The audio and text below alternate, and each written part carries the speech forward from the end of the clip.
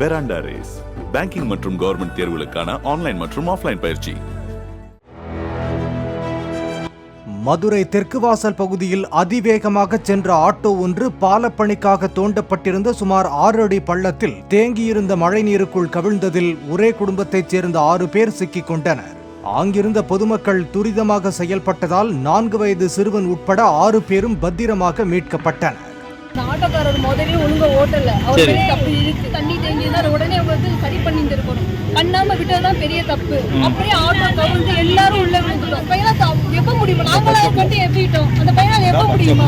இப்ப எப்படி மீட்டாங்க? இங்க பக்கத்துல உள்ளவங்க இல்லாட்டினா நாங்க இல்லங்க, அவங்க இல்லாட்டினா நாங்க இல்ல. அவங்க மட்டும் ஒரு நிமிஷம் யோசிச்சிருந்தாங்க, நாங்க யாரும் காப்பாத்திருக்கப்பட முடியாது.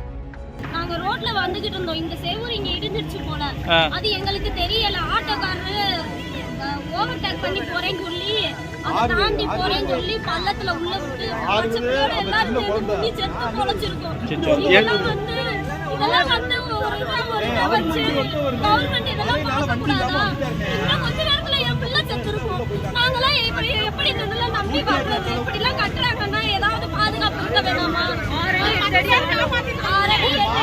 மக்கள் பக்கத்துல இருந்தவங்க தெய்வமா வந்து காப்பாத்தினாங்க. பெராண்டா ரேஸ் பேங்கிங் மற்றும் கவர்மெண்ட் தேர்வுகளுக்கான ஆன்லைன் மற்றும் ஆஃப்லைன் பயிற்சி.